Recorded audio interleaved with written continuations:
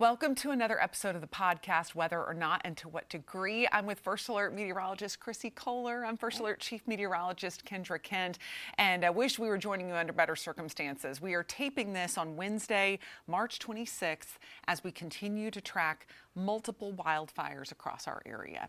And we wanted to just go ahead and do this podcast. You may be watching on Thursday, maybe over the weekend.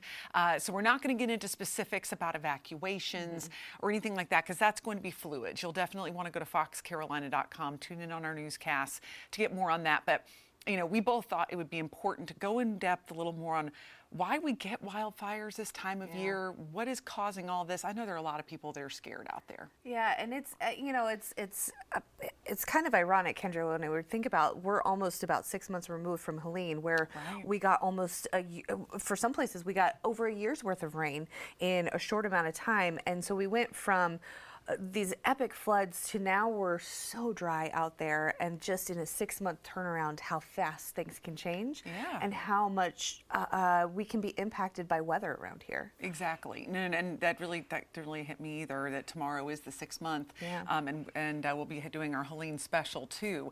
But it also shows you that in just a month's time, March has been particularly dry for us. We weren't really that bad when it came to drought about a month and a half to 2 months ago. So this can happen so easily. So we've got some graphics prepared. If you're listening to us, though, we're just going to be kind of walking through all this, so it'll still make sense. But let's talk a little bit about why wildfires happen in the first place. Yeah, a number of things kind of go into this, and I think this is something that we've been harping on a lot through our newscasts and everything like that. But you mentioned the drought. We have dry vegetation across our area, so that ongoing drought status, where we're in at least a low-end drought right now, and as you mentioned, been for about the last month and a half.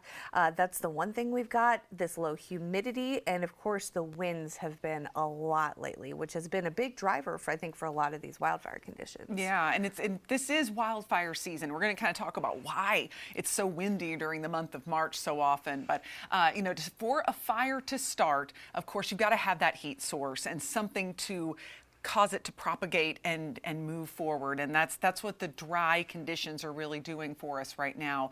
The brush, the grass, the trees, and there's a lot of extra debris around from Helene, which, you know, lots been cleaned up, but there is still a good bit in our forests that is down that wasn't there before. Yeah, and it's been such a thing. You know, even just a couple weeks ago, Kendra, I was in part of Greenville County where they were still cleaning up residential debris.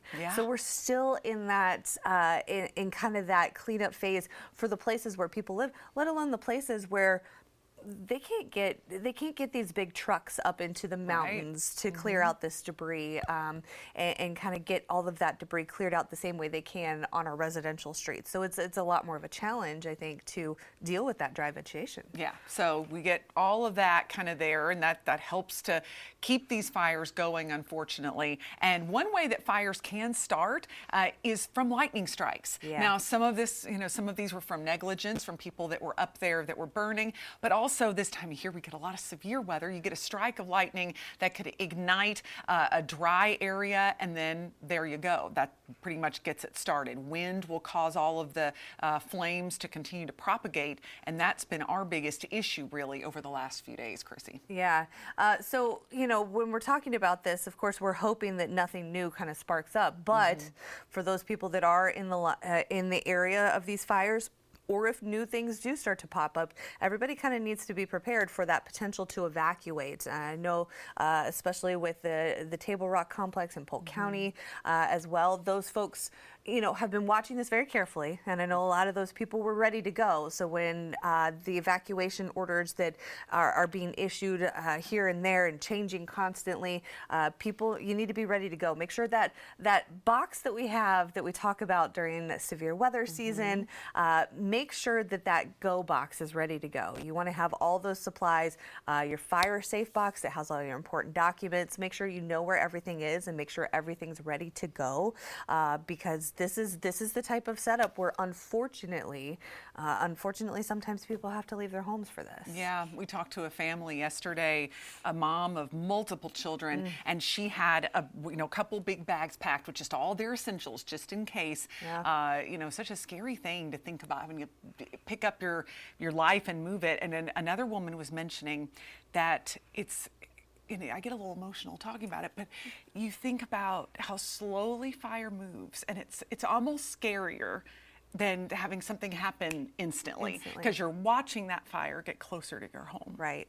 It's just hard to see someone go through that. Oh, I know. Well, and speaking of that, I've been in touch with the Kennington family who owns Victoria Valley Vineyards up there. She had some beautiful words to say about the first responders and the folks putting out the fires yesterday. Yeah, and I've been living kind of vicariously through her, because she's sending me updates all the time, telling me about, okay, today it's very close to our property, but then the next day I get an update, oh, the fire line has been pushed back, so they're breathing a little bit easier. And then the text that I got from her today was, this is getting worse. It's getting worse. Oh.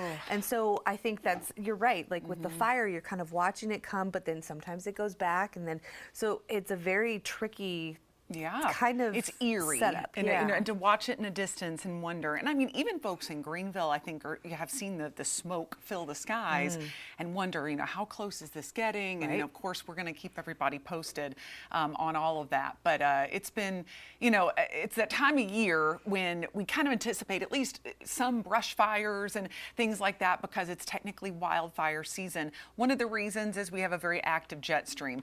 Temperatures are warming up this time of year, but we're not getting that Gulf moisture in the air, that Atlantic moisture. As the jet remains active, it continues to pull down drier air from the north, but it also stirs up our winds. So notice in this map, this is just an example of the next several days, but chances are through April, it's going to be very similar.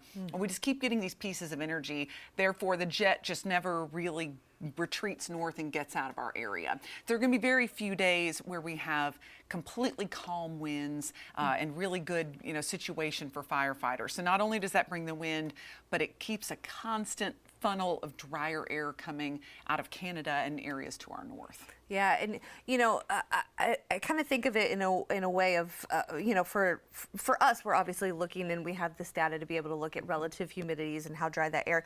But think about these days where we get these big temperature swings. Yeah. Those are the days where you've got the low relative humidity in the afternoon. When you get those 30s and 40s in the morning, and then you get those 60s and 70s in the afternoon, that's a good way for for all of us to kind of look at that and go, okay, that's a day where the humidity is going to be real low. Right. We're like the desert. The desert gets nice and cool at night, but heats fast in the day. It's just because dry air, so efficiently heats and cools. Yeah. So good point. When you're starting the day in a jacket and then you're ending it in a tank top, that's a very, very dry day on our hands. Yeah. And that it's interesting to think of when we think of humidity, it's little droplets in the air that we can't even see, right? Right. Nothing that we're noticing other than we've got dry skin, or if it's more humid, our hair gets, frizzy and things like that. But that a lack of moisture in the air is one of the things that drives these wildfires. It's crazy to think that these invisible droplets could do so much to help kind of stave off the potential spread of these wildfires, but that really does help when you've got more humidity in the air for those wildfires to not spread as quickly. Yeah, and one reason we just don't see as much of this activity in the summer, even though it's hotter, we've got a lot more moisture typically in the air.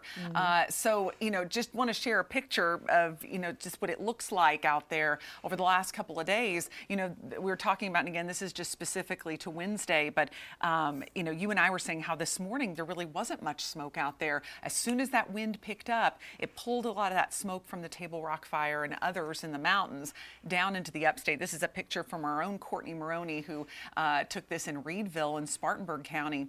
So a lot of us are seeing that smoke invade, and unfortunately, we're not seeing a lot of relief in the next several days. We're really hoping that this upcoming weekend we can get some rain to help out. Yeah, and it goes back to the drought that you were talking about, not only for the wildfires, but for our gardens and our yards and stuff like that. We desperately need this rain.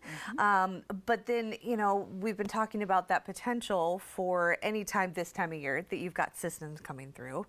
You also have the potential for thunderstorms and possibility of severe weather and more wind. Yep. So the rain systems are really good news, bad news, I think, when they come in.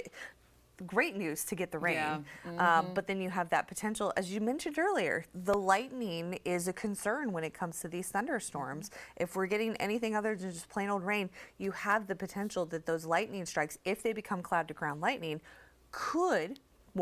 doesn't necessarily mean it will, but could potentially spark new fires. Yeah, so it's a give and take with those. Yeah. And the good news is we should get at least a couple of rounds into this upcoming weekend, but we will be keeping you posted on the relief coming, hopefully, when it comes to the next few days. But in the meantime, it's just important to stay safe, don't burn, make sure to stay posted on conditions. We're going to be here for you through it, but we just wanted to walk you through it a little bit to talk about why this happens so much this time of year in particular, and again, why this one has been so bad.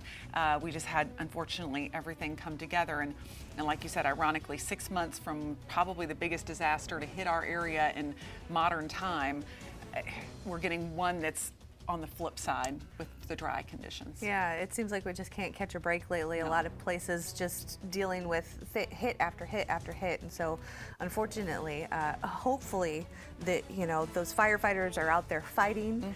They're doing everything that they possibly can to save people's properties, to make sure that people are protected. So we appreciate everything that they are doing. Absolutely. Big shout out to them. Yeah. So hopefully, in the coming days, they will make progress, and hopefully in a couple of weeks we won't be talking about this. That's right. No, we will, and we will of course keep you ahead of everything. The best way to get rid of that anxiety is to keep up with the alerts, the forecast, because again, firefighters are working hard, Forestry Commission working hard, and they're keeping everybody safe. So we will keep you posted. And again, this was taped on Wednesday, March 26th, just so that we keep reiterating that, because a lot can change after we drop this podcast, but hope it helped kind of the understanding of wildfires, and we will be here bringing you that first alert as we continue to track them.